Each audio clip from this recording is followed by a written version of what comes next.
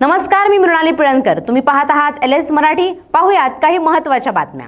हसत खेळत कोर्टात आले आणि मानहानी प्रकरण निकालात निघाले. संजय राऊतांविरोधात दादा भुसेंकडून खटला मागे. राऊतांनी अद्वैत हिरेंवर चुकीच्या माहितीचं खापर फोडलं. विरोधी पक्षनेते राहुल गांधींचा ताफा भिवंडी कोर्टात येत असताना मुलुंड टोल नाक्यावर भाजप कार्यकर्त्यांनी दाखवले काळे झेंडे. प्रकरणाची चौकशी करून संबंधितांवर कठोर कारवाई करण्याची काँग्रेस कार्यकर्त्यांची मागणी.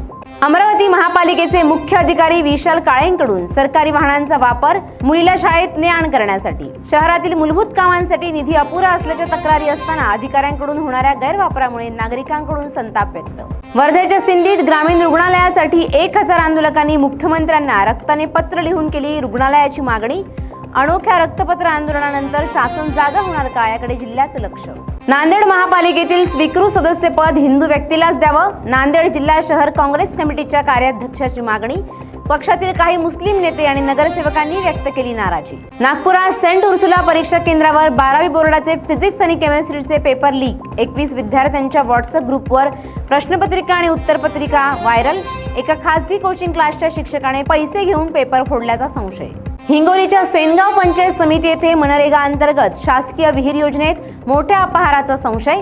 संबंधित इंजिनियर पैसे घेतानाचा कथित व्हिडिओ ठाकरे गटाच्या जिल्हा प्रमुख संदेश देशमुखांकडून व्हायरल. भंडाऱ्यात घरी आईचं पार्थिव असताना मुलानं दिली 10वीची परीक्षा. परीक्षा दिल्यानंतर साश्रू नयनांनी दिला आईला शेवटचा निरोप. बुलढाण्यातील चिखला गावात छत्रपती शिवाजी महाराजांच्या पुतळ्यावरून निर्माण झालेल्या वादानंतर सध्या गावात तणावपूर्ण शांतता. 2 गटामध्ये झालेल्या वादानंतर मारहाणीची घटना. गावात पोलिसांचा मोठा फौजपाटा तैनात. नाशिकच्या सारूळ परिसरात आढळला तरुणीचा अर्धनग्न अवस्थेत मृतदेह. प्रियकरानेच प्रेयसी एका तरुणासोबत दिसल्याने हत्या केल्याची माहिती. आरोपी अथर्व देशमुखनेही हत्या केल्याची दिली कबुली. बीडमध्ये सलग 2 दिवस जीवघेणा हल्ला. पुन्हा एकदा कायदा सुव्यवस्थेचा प्रश्न ऐरणीवर. मुख्य आरोपी 48 तासात गजाआड. जालन्याच्या जाम समर्थ येथे मंदिरामधील एका पुजाऱ्यानेच अल्पवयीन मुलांवर अत्याचार केल्याचं समोर.